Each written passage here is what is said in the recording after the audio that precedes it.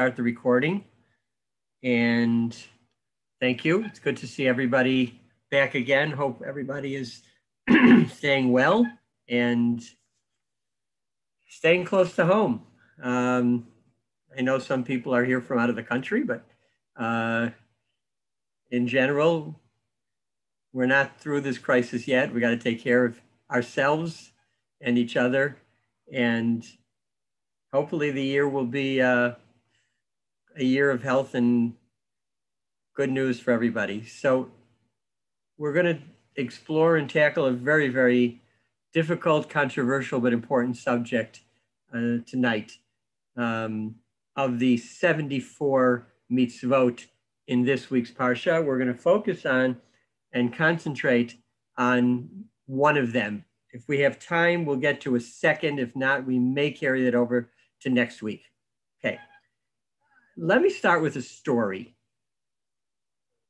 Back in the day when I was a rabbi in the States, I officiated at the funeral of a gentleman, a very fine and distinguished gentleman, who was a Kohen, and not just any Kohen, but he was actually the Kohen that led the Birkat Kohanim in shul. You know, in the States, you're only saying Birkat Kohanim on the holidays.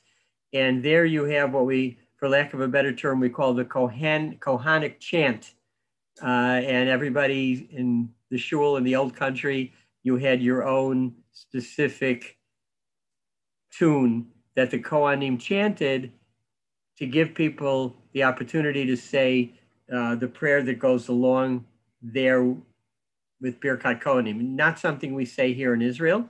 So we don't have that Kohanic chant, but this gentleman was the leader of that. So he was really kind of the organizer of the Kohanim.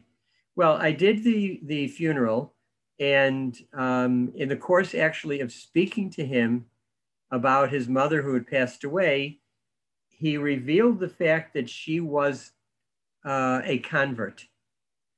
Now, as you may know, a Kohen is prohibited from marrying a convert. And when one does marry a convert and has children, the children are in the category of what we call a Kohen Halal. Their father is a Kohen, but it is literally a profaned Kohen, and they may not carry out any of the privileges or prerogatives of a established certified Kohen, so to speak. Well, I decided to wait a bit to speak to him about this because I knew it was not going to be a very easy conversation. And I also first checked with one of my rabbis, knowing that this was going to be very uncomfortable. And I said to him, you know, is there any recourse? Is there any way of somehow working this situation out where he can continue to be a Kohen?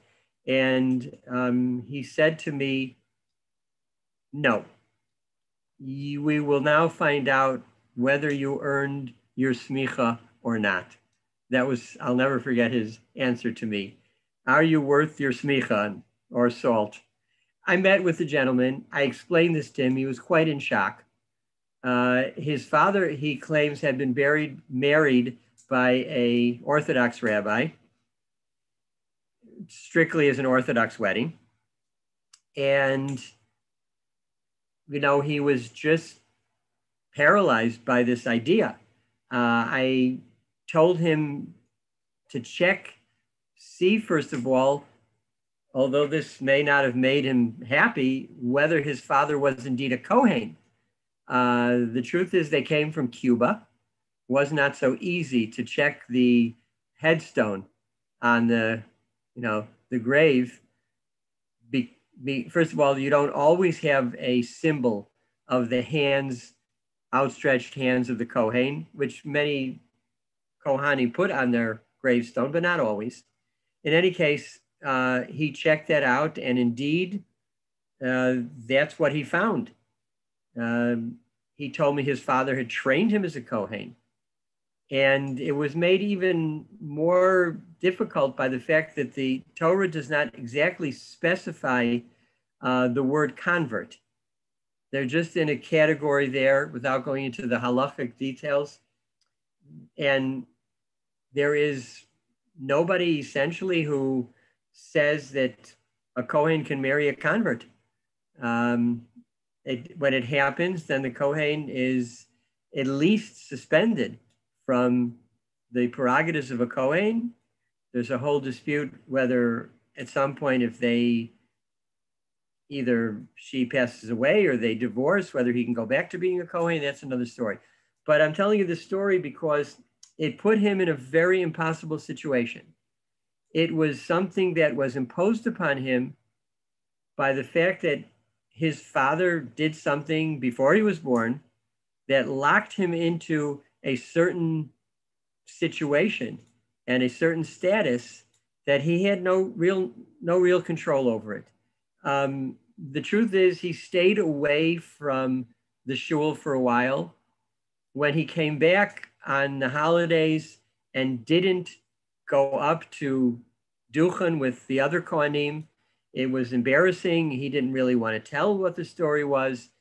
And they would say to him, "Why aren't you going up?" He made some excuse. At the end of the day, he accepted it because, like me, he learned that there is no real recourse. So I tell this story because it has its connection to what we're going to talk about tonight, and that is the issue of a mamzer. Among the mitzvot of this week's Parsha of Ki Tetzei, there's a very short, succinct, but dramatic statement the Torah makes: Lo yavo mamzer bikal Hashem. A mamzer may not join the community of God, which Rashi immediately on the spot says it means he cannot marry. He cannot marry a Yisraelite, I don't know what word to use, full-fledged Jew. We'll dissect this in a moment. Gam b'dor asiri lo yavo lo b'kal Hashem, even for 10 generations. That one who is in this category of a mamzer cannot marry a regular Jew. And not only that, it is passed down from generation to generation to generation, even more than 10 generations. So the children that come from him or from her cannot marry into the general Jewish public. Now, let me define, first of all, what a mamzer is. A mamzer, and of course, we use this word colloquially, right? And translated as bastard, but and today it's almost, I don't want to say it's lighthearted, but it doesn't carry the same weight as it once did. When you referred to somebody as a mamzer back in the day, it really was a severe, serious insult. You really cast aspersions on this person's lineage, and it would be taken to heart, in a very serious way. A mamzer is someone whose birth results, or they are the product of, a forbidden relationship, specifically an incestuous relationship.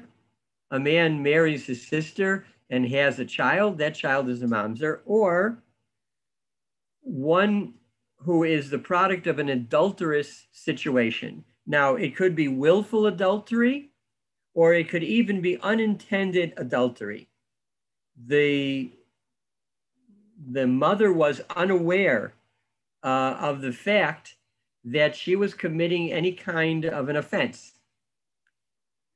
The classic problem, the aguna, a man disappears and he is presumed to be dead. And, in most countries, you have a certain amount of time where the man can be declared legally dead. And then she innocently remarries and gives birth to new children from that second husband, only to learn later that her first husband is still alive. He reappears. Well, she is still a married woman. She hasn't been released. A woman is released from marriage either through a divorce or the death of the husband. And as a matter of fact, just one of my favorite stories is I was close with Rabbi Greenblatt, who in the South was not only an outstanding posek, but he handled divorces and would often work overtime to try to make sure that women were given a Jewish divorce. And he tells the story that he went to find a husband who was not giving his wife a get, found this man in Tennessee. He refused absolutely to give the get. And he had a talk with the sheriff of the town. And the sheriff called the man in and said, in our part, we don't act this way towards our women. And the good rabbi informs me that a woman may be freed by a divorce or by the death of her husband. Now, which would you prefer? And he opted to do the divorce. In any case, so this is a situation where it's really an act of innocence. It wasn't that she knowingly had an adulterous relationship with another man and produced children from there. This has become even more widespread and problematic in communities where women become civilly divorced and they don't realize or they don't care that Judaism has a special procedure, a legal procedure of giving a get to terminate that marriage. And when she divorces civilly and then she gets married to someone else, however she does it, she's considered still tied and still married to that first husband as far as Judaism is concerned. And so these subsequent children become mamzering. And as a result of it, it's very severe. The word mamzer comes, the Gemara tells us, from the two words of mum zar. In a sense, a defective or a blemish on the pedigree. And so they cannot marry a Kohen, a Levi, a Yisrael, and they're limited only to marrying other mamzerim, or they may also marry converts. And as I say, it passes through the generations. And there was a time when this was an even worse stigma than today. In the days of the Beit HaMikdash, they could not enter the Beit HaMikdash if they wanted to bring in offering. There would be a certain kind of shunning from society. There were times they weren't allowed to study Torah, that their house, in some communities, their house and their grave were painted white to point out this is the home where a mamzer lives.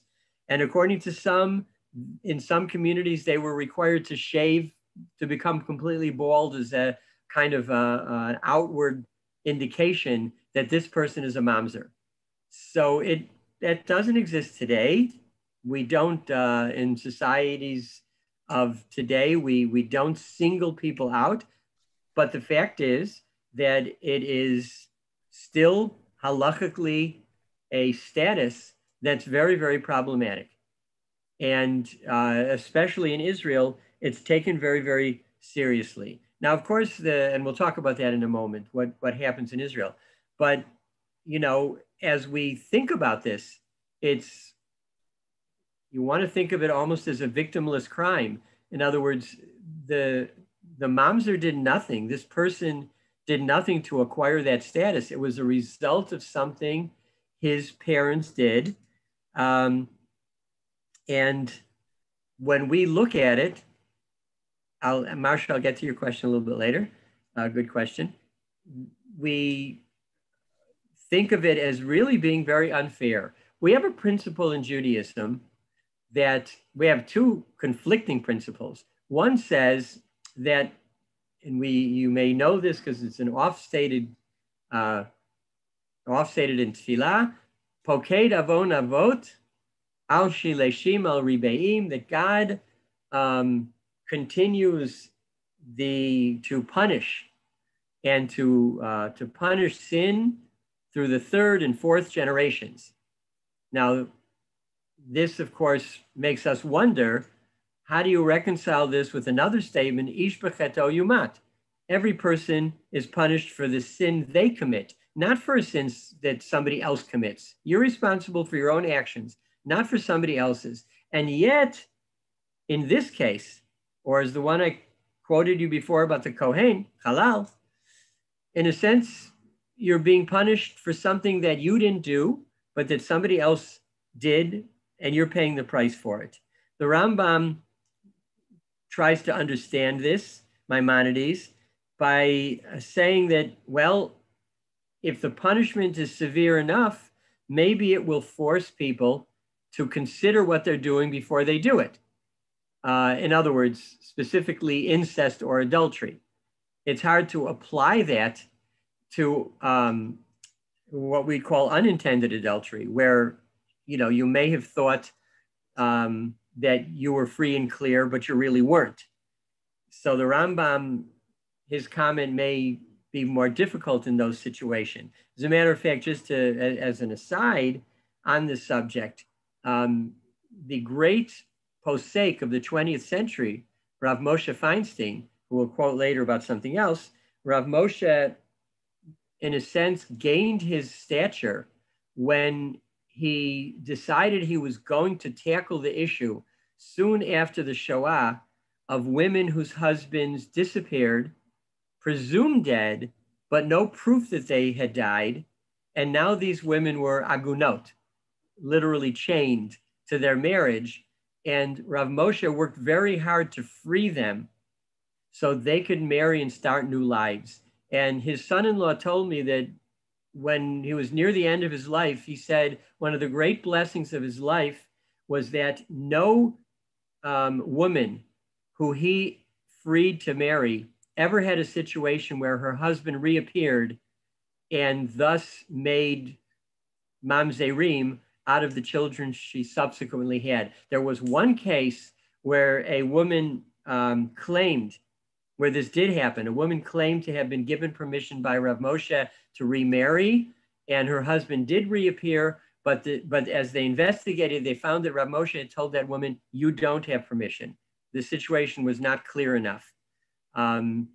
So, it creates these situations where we don't want to punish the innocent, but sometimes reality catches up with us. So the Rambam says maybe it's harsh in order to, a harsh punishment perhaps will scare people or warn people, don't tamper with this. And he also says, at the end of the day, we want to protect the genealogical purity of Israel. This overlaps into the whole study of this crisis of conversion, because there you also have an issue of lineage. And are you going to question, is the person that you're dating, is this person truly Jewish? Were they born Jewish? Was the conversion carried out according to Jewish law? It's something that we do take seriously. And as I wrote in my column last week, we have to find a solution here in Israel, because 250,000 people coming into the country who may not be halachically Jewish, and they're within the society and they're marrying. And so it's a serious issue. But on the one hand, we don't just simply want to just declare anyone, as Ben Gurion wanted to say, anyone who's crazy enough to say they're Jewish is Jewish. We have to have a much more competent halachic decision than that. But on the surface, it appears to be a cruel thing. There's a quote from Kohelet, in English Ecclesiastes, and it says, this is Shlomo, King Solomon, who wrote it. I returned and considered all the oppressions done under the sun and beheld the tears of the oppressed. On the side of their oppressor, there was power, but they had no comforter. And there's a medrash that interprets this and says, who are the oppressed? This refers to mamzerim. He wondered, their mothers committed a sin, yet the humiliated ones are the ones who are removed. This person had illicit relations. What wrong did the child do? Why does he have to suffer? And the Medrash continues, from the hand of the persecutors there is strength. This is the great Sanhedrin of Israel, which comes against them with the power of the Torah and removes them. Based on this pasuk in our Sedra, no mamzer shall enter the congregation of God. Thus God says, I have to comfort them, because in this world they may be refused, but in the Messianic age, they are pure gold. It's a very powerful statement, indicating in a sense that even God admits that our hands are tied. Now, first of all, let's say the repercussions of this are many. And it creates situations, for example, that if there's a question about whether a child may be considered a mamzer, then you often have a situation that the mother may leave the father's name blank on the birth documents, or falsely register the child as the offspring of her husband or ex-husband who is not the biological father.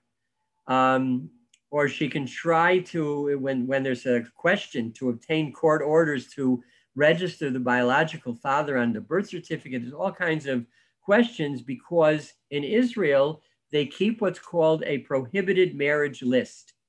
It's not clear how many people are on that list. Some say hundreds, some say maybe thousands, questioning, can this person get married and have a child who's considered legitimate and not a mamzer? And it creates some very drastic situations. There's at least on record 2 women reported that they had abortions after they were being told that the child they were carrying was halachically a mamzer, and later on went into deep depression when they regretted what they had done. Others are the opposite. Others say, I wish I had done an abortion. And indeed, you should know, by the way, in Israel, one of the, if a girl wants an abortion and, she is having trouble getting approval for it, which in Israel isn't automatic, essentially all she has to do is to say that I'm pregnant with the child of someone not my husband. Or, it may also be the male, her partner may be married to somebody, so it can come from either side, and they will readily do the abortion. So it's not a simple thing in society. And some women even will put their child up for adoption. Others pretend that their husband or ex-husband is the biological father when he really isn't.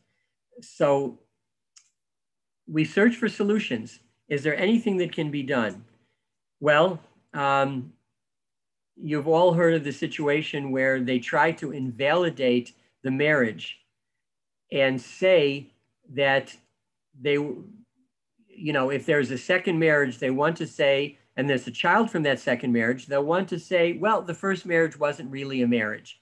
And Rav Moshe Feinstein indeed used that concept, but he was careful to point out it was basically to free a woman who was an aguna. Her husband would not divorce her.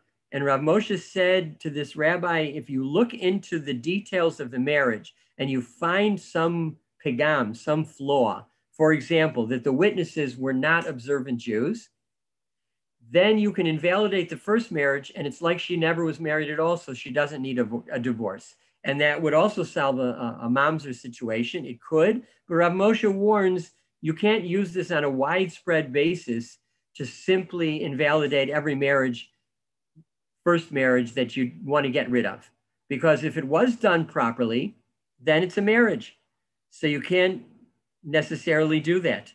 There were many people that suggested, and I won't go into this whole story about Ethiopian Jewry, that because they did not have rabbinic Judaism, where you have all the rules of a get, when there would be a second marriage, there would be no get, and the children from that second marriage would technically be mamzerim. And therefore, one of the solutions, this was from Ovadia Yosef, that they should go through the mikvah. And in a sense, saying that they're born again, that they are going from a status where we question, are they really Jewish? If they're going through a mikvah and declared to be converts, although that can come with certain restrictions, nevertheless, it solves the mamzer issue, because in a sense, they're being created brand new. And it was a serious problem with the Ethiopian immigration because they did not have access to proper halachic divorces, the get. It's interesting that there's a quote by Nechama Leibowitz, who, a very famous teacher of Torah and certainly an advocate of women's rights. And she said, sometimes the law causes individual hardship and the victim is unjustly treated, but it's the individual's duty to accept the hardship in the interest of the public good. Very powerful statement that she made, saying sometimes when you don't have a solution, you have to protect society. Society wants to know that that a person is really marrying someone that you're halachically allowed to marry. You can't just override the Torah. Now, in some branches of Judaism, they adopt the status, or they adopt the posture of don't ask, don't tell. Let's not ask the question. And indeed, there are some who accept this idea that say, there's a famous story, I think it's told about Rav Shlomo Zalman, that he was called to officiate at a wedding, and somebody walked up to him just before the chuppah and said, this one of these two, either the bride or the groom, is a mamzer. And according to the story, Rav Shlomo Zalman said, I did not hear a word you said. Please leave. And he went on because, he wasn't there to adjudicate. They had come with the permission of the Rabbanut, and so they got married. But it's problematic. Two other, in the conservative movement, essentially, their bottom line is we refuse to consider any evidence of mamzerut. They just ignore it.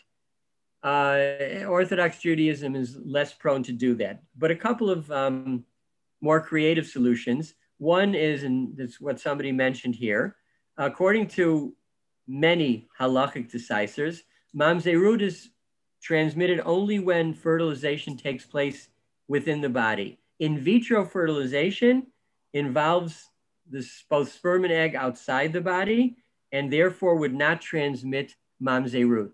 So that is one solution for somebody who's in that problematic situation to go through in vitro or surrogacy, because there's certainly, if not the majority, certainly much of the opinion on surrogacy is that the child takes on the religion and the status of the birth mother, not of those who contribute the genetic material. So that is another possibility. There's another suggestion that was made by Rivka Lubitch. She's a well-known decisor, halachic decisor and advocate. And she wanted to say, what about declaring the entire congregation of Israel as being mamzerim? Because you can perhaps conclude that if in the course of history, right, if one parent is a mamzer, all the children are mamzerim, they pass this on to descendants. And throughout the generations, there's no question that many mamzerim have assimilated into the community, which was ignorant of there being a mamzer. And it's possible that you could say the majority of the Jewish people are actually mamzers, not in a literal sense, not in a, not in a colloquial sense. Some of our neighbors may be mamzers, but not necessarily literally. The problem with that, and I think she said it in a very serious vein, in attempt to try to come to some solution to this problem, recognizing that these are individuals trapped in a situation they did not create. The problem is that even on a halachic basis, you have to distinguish between those who are safek mamzer, doubtful whether they are or not, and those who are vadai mamzer. And that's why I think that solution has essentially been rejected.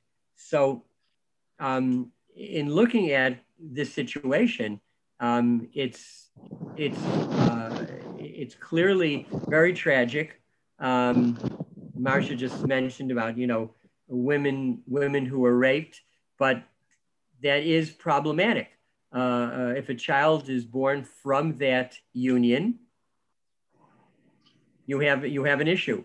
And I said the vast majority of the problem comes about because in communities that are no longer traditionally Jewish, no longer following traditional Judaism, they may have had a legitimate Orthodox halachic first marriage, but they never dissolve it. And and this is another reason why we have to be so adamant about solving the Aguna crisis, because we don't want a situation where it's difficult for a woman to receive a get and she throws up her hands and she says, you know what, the hell with it. The rabbis aren't helping me. I'm not able to get to receive a get, and I'm just going to marry somebody else. And then, of course, if they have children from that second marriage, those children become mamzerim. So it's a further reason why we have to be as forceful and aggressive and creative as we possibly can be to solve the problem of agunot, so these women can receive divorces. In the good old days, so to speak, they would beat the husband until he said of his own volition, I'll give her a divorce. But unfortunately, that is something that doesn't pass today, especially in democratic societies.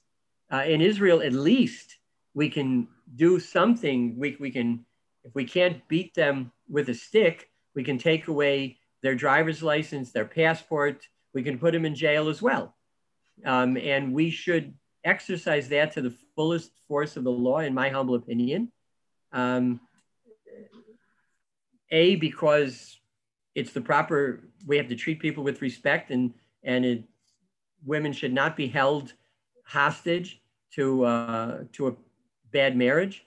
They should be given the get. I have a son who was divorced, and I told him right from the very beginning, don't hassle and haggle over issues. Go ahead, give the get, do things the right way, and then you'll debate over financial issues and childcare issues and et cetera, instead of the get being used as a hammer to beat on the ex-wife.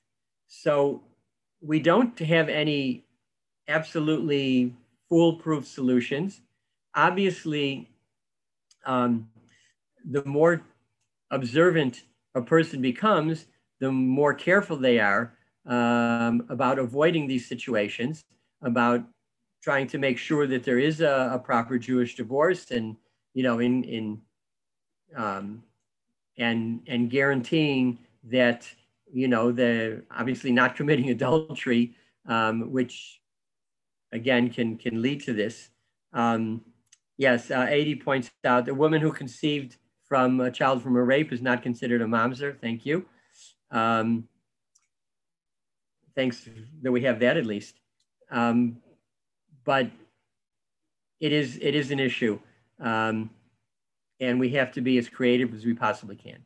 So this short little sentence has led to a huge issue here in Israel. As I say, there are those working on the subject.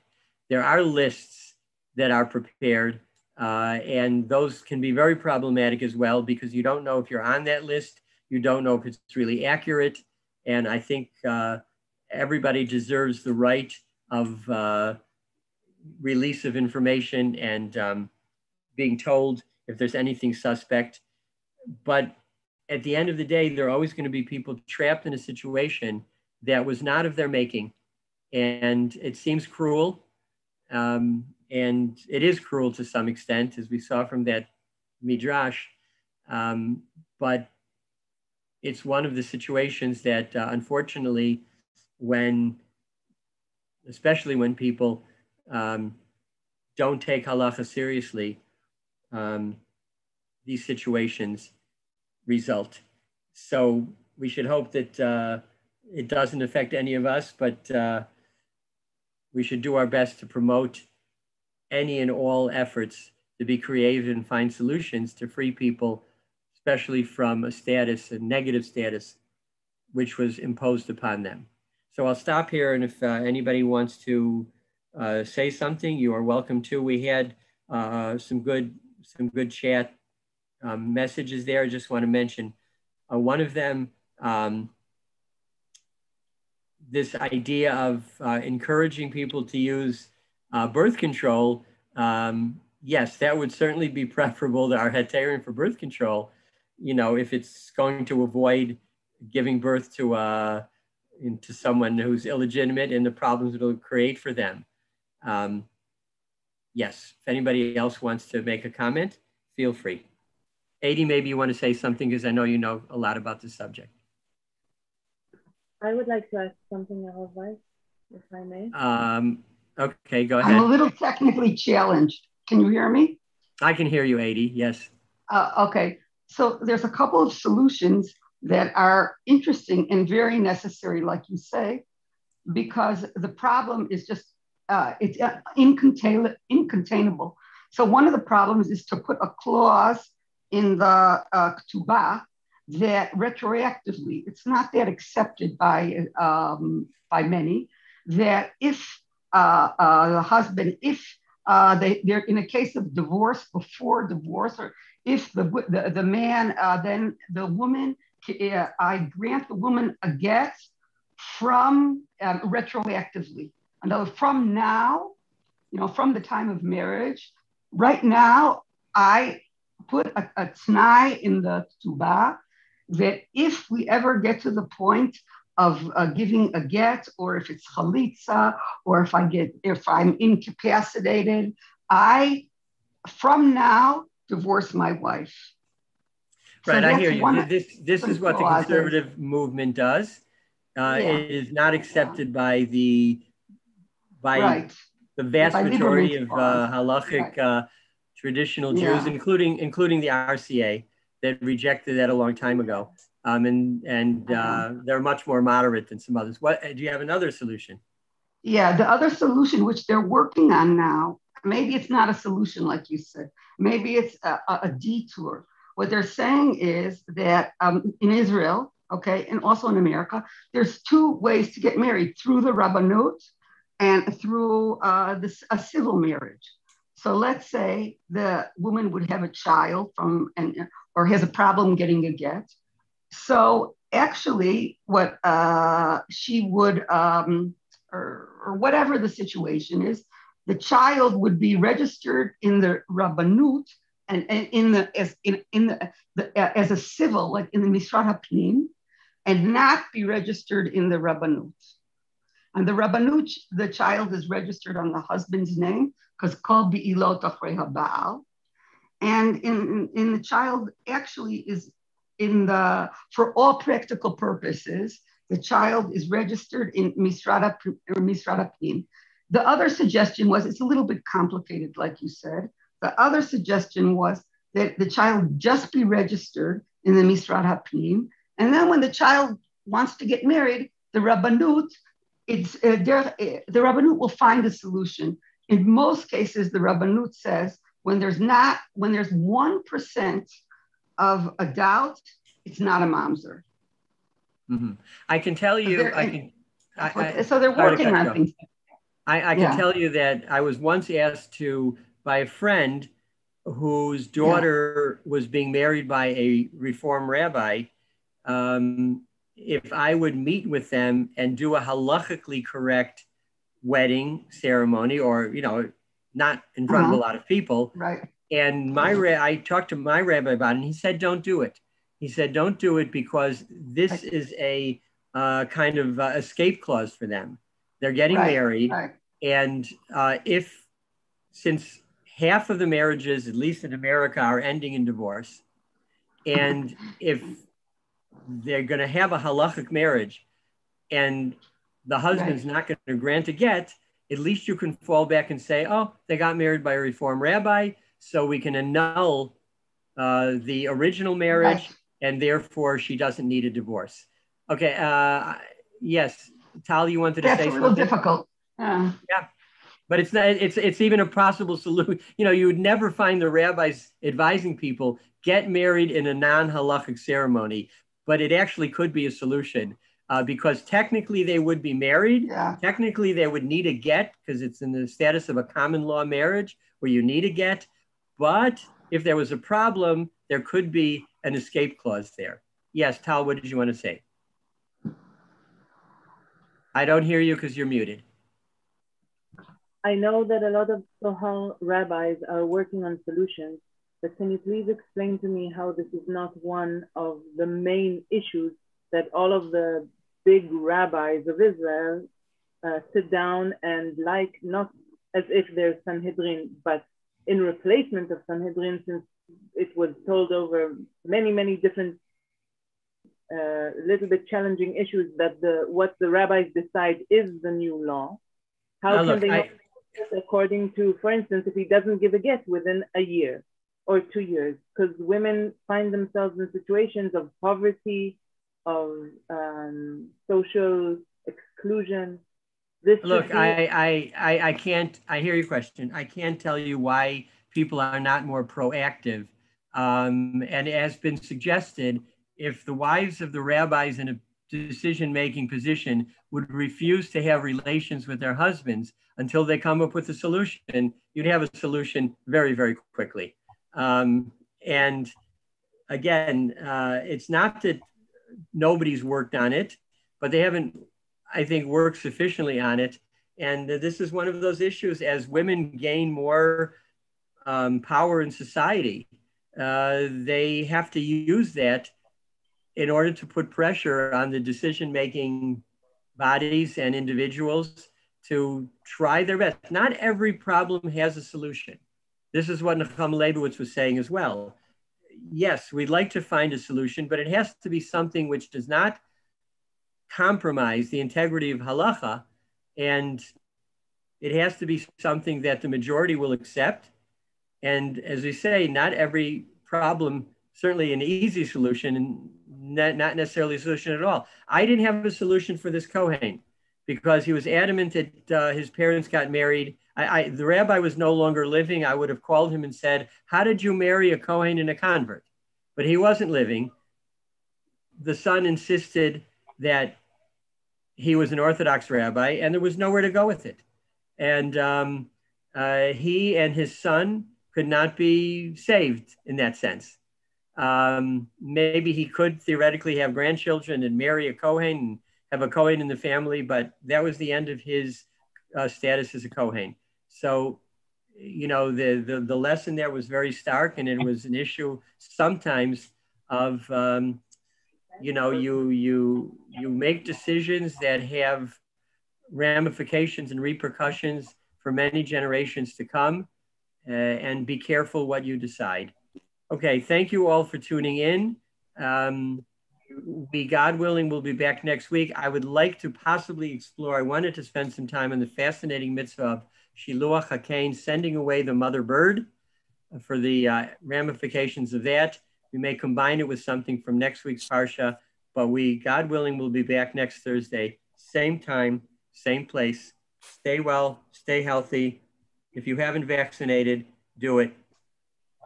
That's my political, medical word for the day. Good to see everybody. Thank Shabbat you. shalom.